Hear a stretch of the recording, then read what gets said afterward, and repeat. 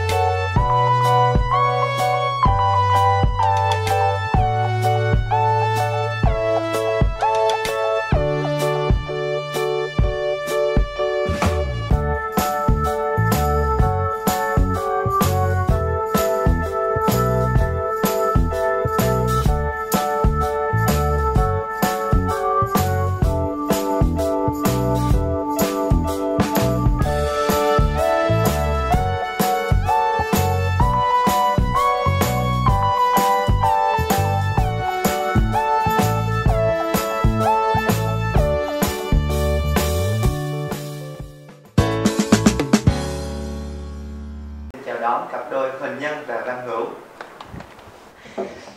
Xin chào anh Thiên An, xin chào cô Phi Hà, xin chào tất cả các khán giả.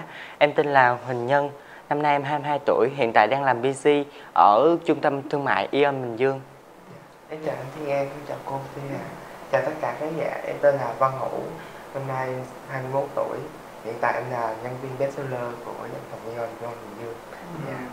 Hai bạn quen nhau lâu chưa? Dạ, tụi em quen nhau cũng gần được 1 năm.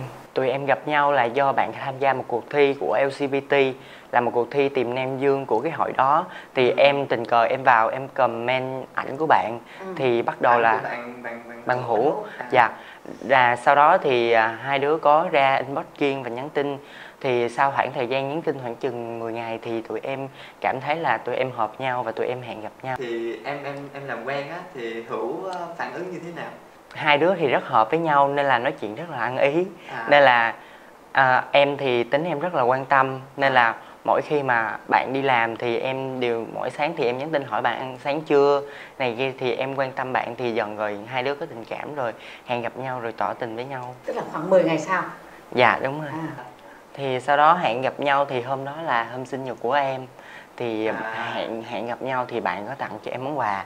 Thì bạn có ghi trong đó một cái thiệp là bạn nói là em tặng anh món quà này, biết rằng là nó nhỏ nhưng mà nó là ý nghĩa.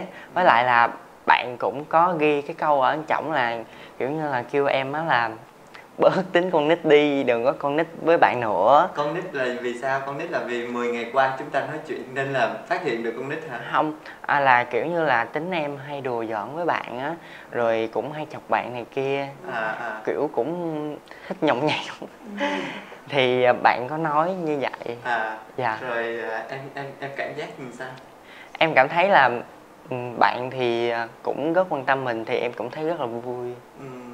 Rồi lý do tại sao em lại nói câu đó với Nhân? Tại vì đối với em thì một anh niệm về người yêu của mình đó là một người chín chắn, rồi giống như là rất là trưởng thành đó. Em không thích cái tính con nít của người yêu của mình.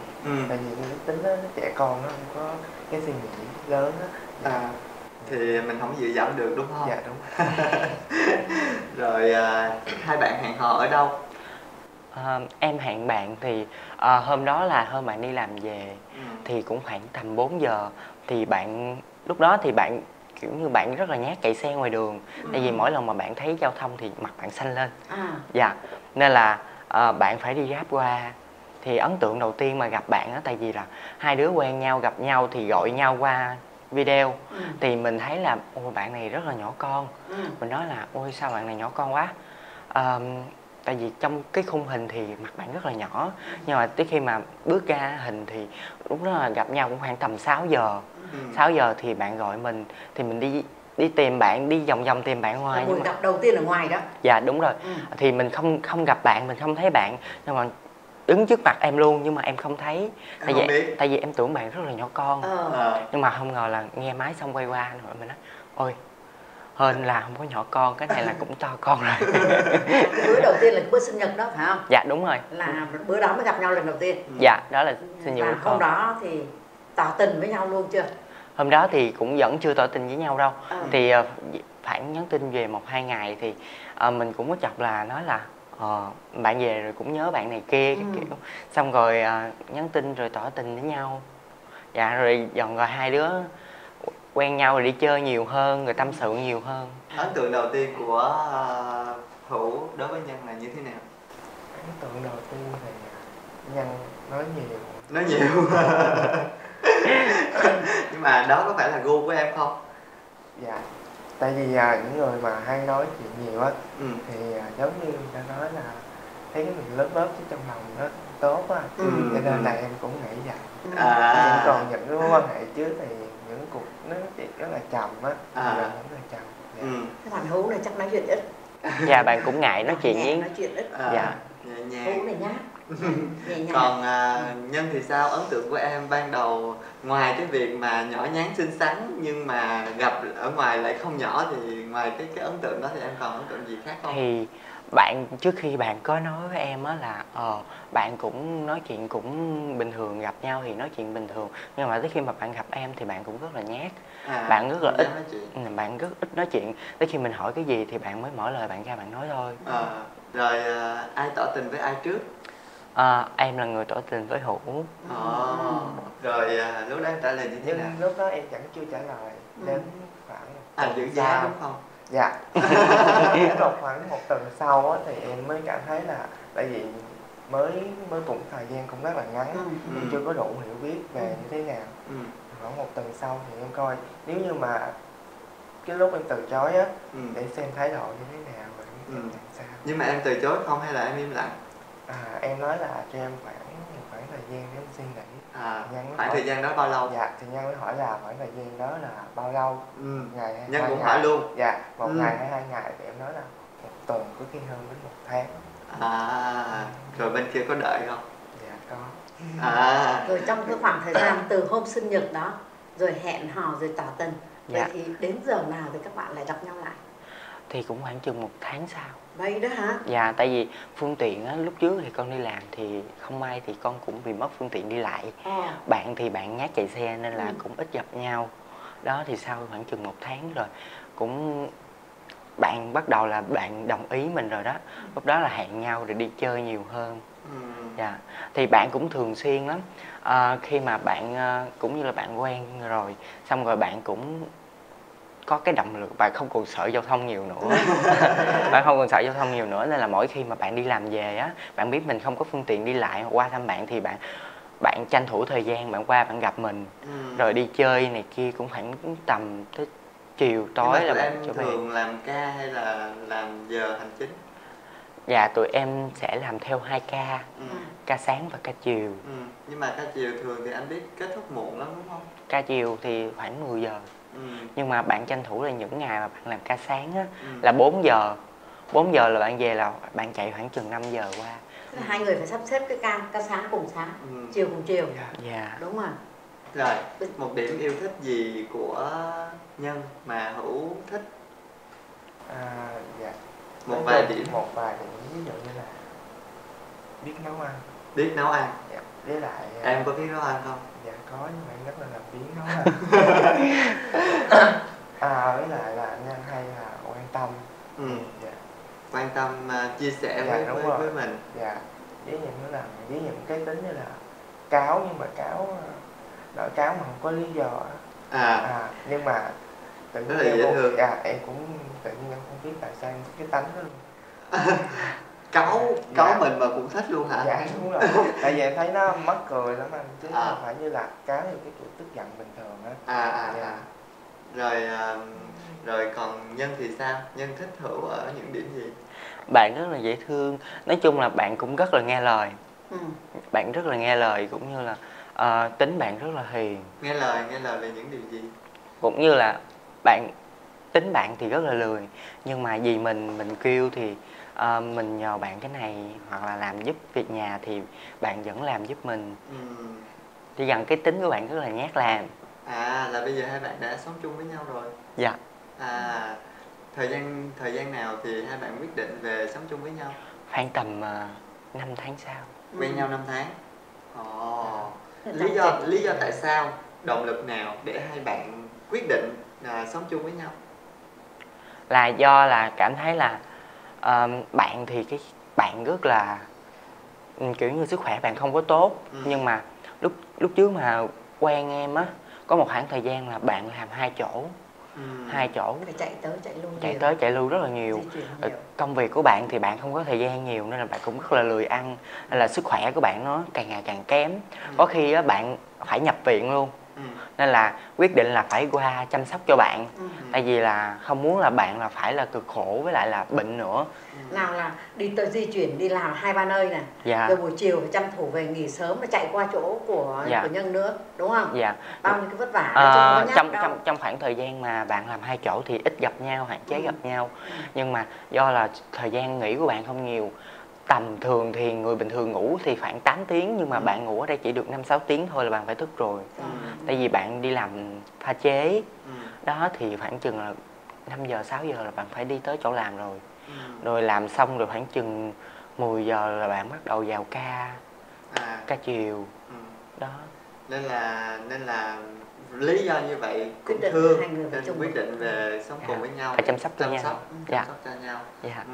Rồi ngoài những cái khó khăn đó thì các bạn còn khó khăn nào khác không? Khó khăn khác nữa thì tại vì khoảng thời gian hai đứa yêu nhau thì chỉ có khoảng thời gian đó là khó khăn thôi. Còn bây giờ thì mọi thứ nó đã ổn hết rồi thì thấy là dần đi vào cái quỹ đạo ổn định, quen thuộc rồi. Dạ. Tại vì thích rồi, bây giờ không thích, muốn thay đổi đối phương thì Hữu muốn thay đổi Nhân ở điều gì không? Dạ nói chung thì lúc trước thì thay đổi nhiều đó, cần phải thay đổi nhiều đó. Cần phải thay đổi nhiều. Từ từ vô khuôn khổ rồi nên là sắp vô khuôn khổ rồi. Em thấy là đỉnh đạt của người lớn rồi đúng không? Được hoàn thiện rồi anh ha.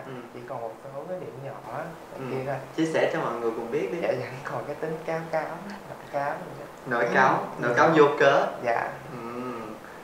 Dạ nhưng mà em cũng không có trách, tại vì công việc của tụi em rất là áp lực về vấn đề sale busy mà, nên là doanh số với lại khách hàng với lại công ty thì rất là nhiều áp lực. Cho nên những cái bực bội em cũng không có trách. Tại vì lúc trước em cũng hay vậy. Nhưng mà đi làm đã áp lực rồi. Khi về thì thôi đừng có cáu nữa, phải làm sao cho nó vui để khỏi áp lực cho nó khỏe. Tại vì cái tính của bạn thì nó kiểu như là bạn nhiều cái nó hơi sai lệch của mình á. Tính con thì rất là nổi cáu. Đó nên là thẳng tính. Đúng rồi. Cái gì bạn làm mà sai ý mình đó là lúc đó là mình cảm thấy mình nóng rồi. Đó là mình bực lên rồi mình cáu với bạn. Nhưng mà bạn rất là dễ thương. Bạn thường là bạn không có nhõng nhẽo. Và tới khi mà mình nổi cáu với bạn rồi một hồi bạn đúng rồi anh, là bạn im lặng khoảng chừng 15 phút sau là bắt đầu bạn nhúi vào người mình. Bạn nhõng nhẽo. Mình thì mình lúc đó là mình vẫn còn giận thì mình cứ phớt ra hết. Mình nói là không cho đụng vào người của mình, tránh ra đi. Làm lành đó. Nhưng mà bạn thì kiểu như bạn cứ dúi vào. Thì tính mình thì cũng không có giận lâu đâu. Giận nhau cái thời gian mà giận lâu nhất là khoảng chừng nửa ngày thôi. Nửa ngày. Dạ. Còn rồi xong rồi bạn cũng nhúi vào như vậy thì rồi cảm thấy là mình không có khó chịu nữa. Đó là những cái đó thì bạn rất là dễ thương. Rồi còn em thì sao? Em có khó chịu gì? Em có điều gì chưa hài lòng ở Hữu không? Hữu rất là lười. Vậy chưa hằng làm cực khổ vất vả vậy này, chạy tới chạy lui này. Thế chắc là mỗi người một chút xíu. Lười công việc nhà đúng không? Đúng rồi, lười công việc nhà và lười nấu ăn. Biết nấu ăn nhưng mà lười. Đúng rồi. Thôi mai mốt mình không nấu, mình đứng mình lặt rau. Nhưng mà bạn vào bếp thì mình rất là bực. Mình rất muốn bạn vào bếp để bạn nấu cho mình ăn. Đó, nhưng mà bạn không làm. Không phải là bạn không làm nhưng mà bạn rất là nhát làm. Để thay đổi cho cái buổi trò chuyện ngày hôm nay thêm thú vị hơn thì anh xin mời hai bạn tham gia cùng với chương trình một trò chơi nho nhỏ. Rồi, bây giờ thì trên tay của các bạn đã có 2 tấm bảng. Thì sau khi nghe anh đọc các câu hỏi, các em sẽ trả lời ở trong cái tấm bảng của mình đó nhé.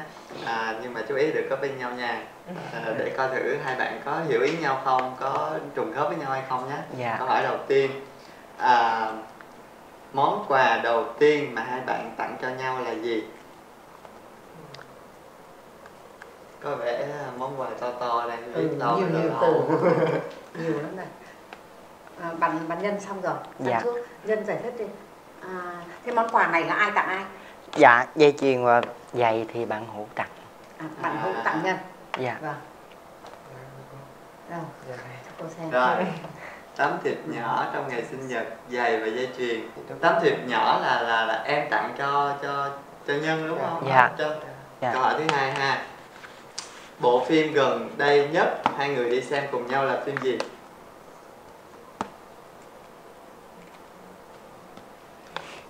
Rồi, cho câu trả lời. 30. Dạ, ông ngoại tuổi 30. Ôi, ông ngoại tuổi 30 là cách đây cũng lâu rồi mà hai bạn mới đi xem thôi à? Dạ đúng rồi, tại vì tụi em rất ít đi chơi. Dạ. Hai bạn có thích đi xem phim không? Thích đi ăn hơn đi xem phim. Thích đi ăn hơn đi xem phim. Dạ. Tại vì lười nấu ăn. Tại vì thời gian mà rảnh thì hai đứa rất là ít đi chơi, tại vì là hai đứa thường dành cho nhau ở nhà nấu ăn và tâm sự với nhau và chia sẻ những cái mà công việc nó áp lực á, rồi cùng nhau giải quyết. Dạ. Cũng thú vị đấy. Rồi mời hai bạn đến với câu hỏi thứ ba. Món ăn yêu thích của đối phương là gì? Đối phương nha. Xem sao vừa quan tâm này trả lời có đúng không? Đừng mở bảng ra nha, đừng mở bảng ra nha. Cho câu hỏi bạn Hữu đi. Ô, hai người. Trứng chiên. Tại sao lại thích ăn trứng? Trứng chiên. Em là nhanh gọn. Dạ, đúng rồi. Nhưng mà bình thường thì em chiên trứng với lại những cái loại như là lạp xưởng này thiên vô chứ không có trứng không. Thế là bạn này cũng, đối phương của mình cũng thích trứng chiên luôn. Dạ. Cả hai cũng thích đối phương của mình cũng thích trứng chiên luôn. Dạ. Quá tuyệt vời rồi, đúng rồi. Vậy là cái câu này hỏi cho cả hai, nhưng mà vô tình nó lại là một món sở thích chung. Dạ. Sở thích chung của hai người. Rồi, câu hỏi tiếp theo. Giữa việc ăn ngon và mặc đẹp thì hai bạn sẽ thích việc nào hơn? Ăn ngon. Hai bạn này rất là hiểu ý nhau, rất là hợp nhau nha. Rồi đến với câu hỏi tiếp theo ha. Chuyến du lịch đầu tiên của hai bạn là đi đâu? Rồi, câu hỏi này khá nhanh. Quá tuyệt vời. Hai bạn các bạn cùng rất là nhớ. Hai bạn này rất là tâm đầu ý hợp. Cái lần đầu tiên đó là khi nào? Dạ, đó là hôm 28 tháng 5. Tháng 5 vừa rồi. Là sinh nhật của bạn. Thì em có tổ chức cho bạn một chuyến đi du lịch và làm sinh nhật bạn ngoài đó. Chỉ có hai bạn thôi. Chỉ có hai người thôi. Dạ, đúng rồi.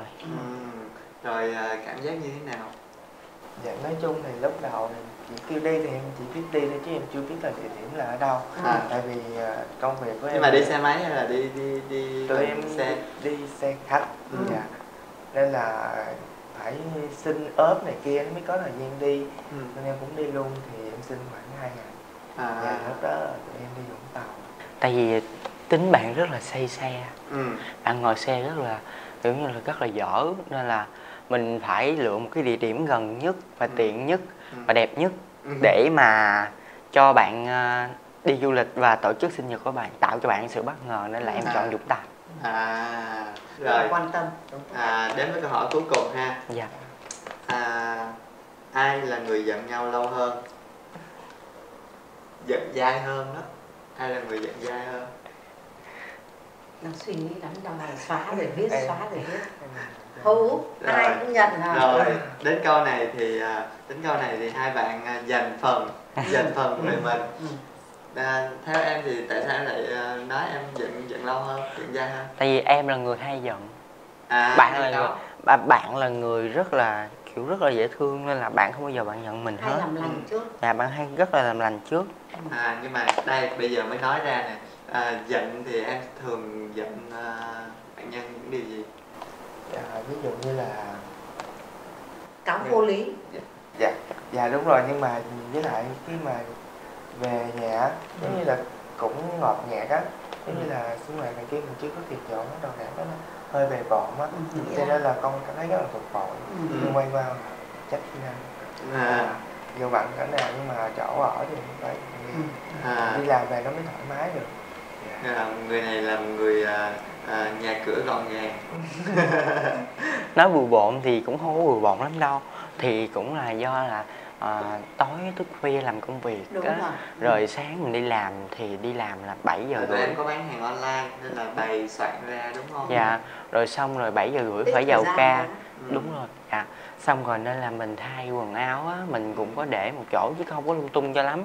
Nó cũng không có, nhưng mà không vừa mắt bạn này, nên là bạn này hay là cáo. Với lại là mỗi khi mà vào nhà, tại vì ở trong một căn phòng nó rất là ngột ngạt, tính em thì rất là hay, rất là ánh sáng á, mình phải có đầy đủ để mình sinh hoạt thì mình hay bật đèn. Bạn thì rất là không có muốn bật đèn tại vì nó nóng nực bạn á, bạn rất khó chịu. Thì mỗi người một tính mà. Rồi đến bây giờ đã khắc phục được những chuyện đó chưa? Cũng mới đây thôi. Khắc phục bằng cách nào? Giống như là chửi nhiều quá rồi bắt đầu thay đổi từ từ.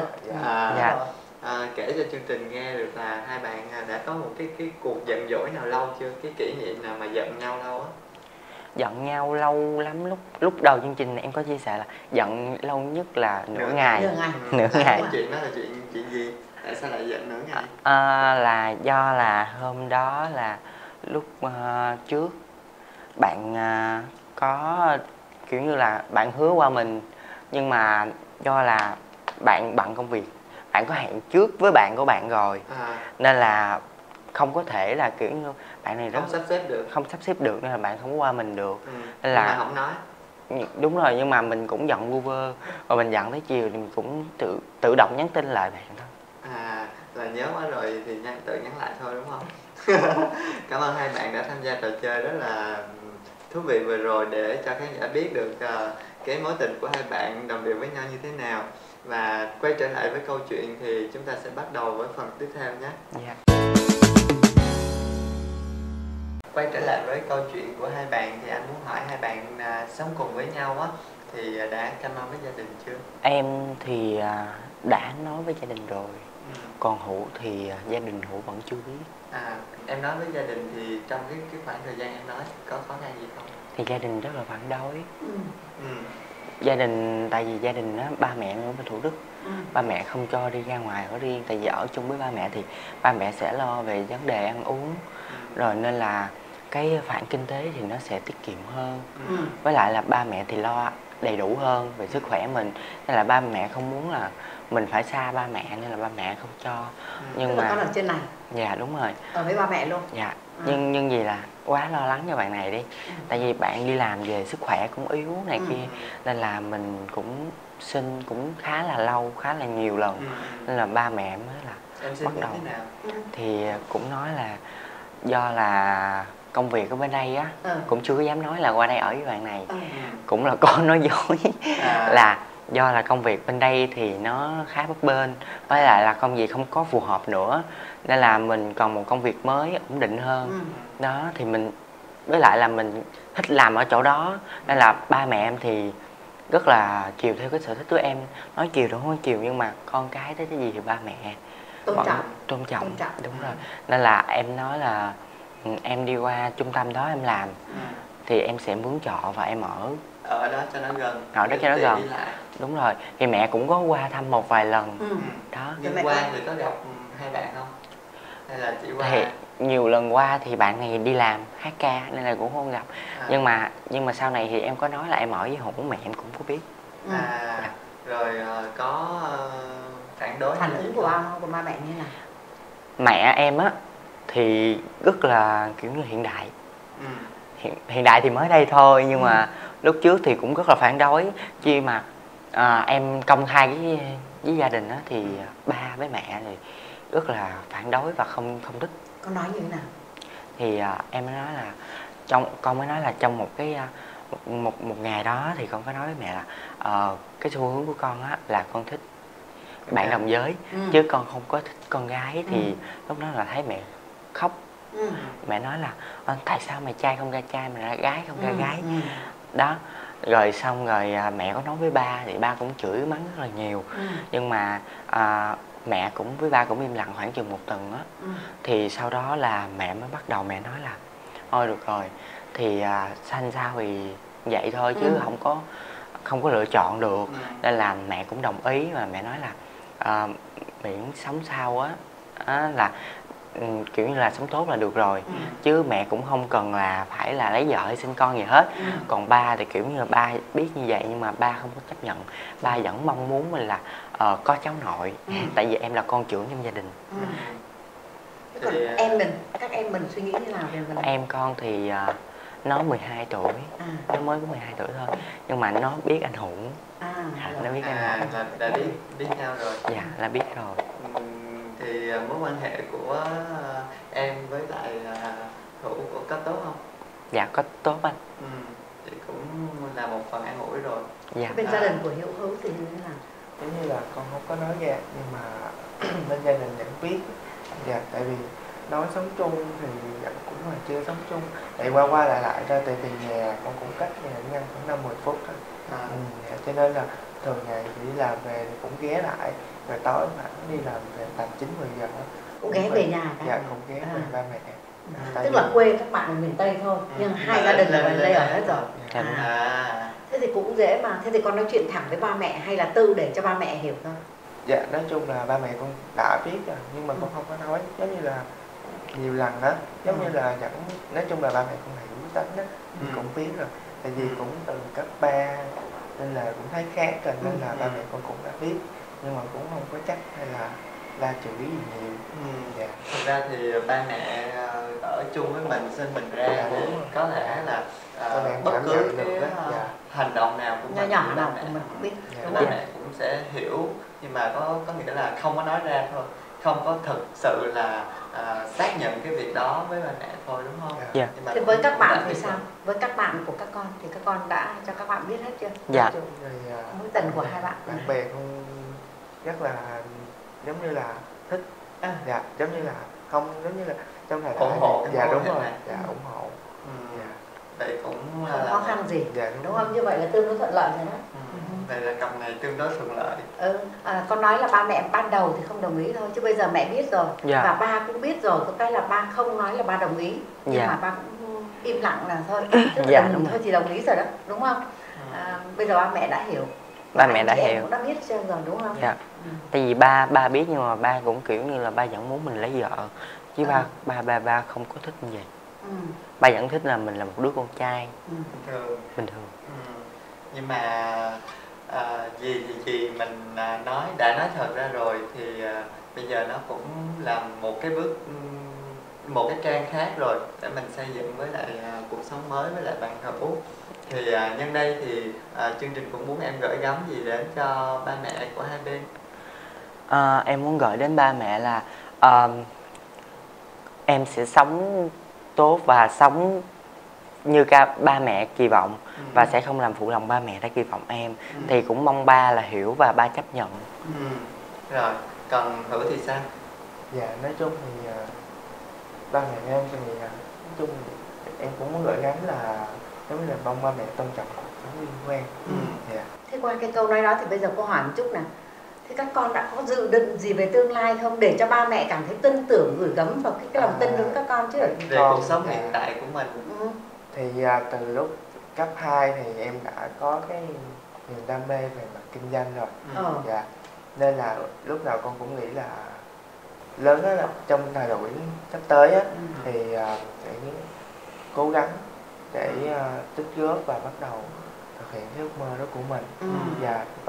Và đặc biệt là Nhân cũng có cái sở thích là kinh doanh, cho nên hai đứa nên rất là thích về cái vấn đề làm chủ, cho nên là con đang tiến tới cái kinh doanh. Có kế hoạch, có kế hoạch để xây dựng kinh tế cho vững chãi. Đúng rồi. Rồi, nhân đây thì hai bạn muốn chia sẻ gì cho tất cả các bạn trẻ trong cộng đồng LGBT của các bạn?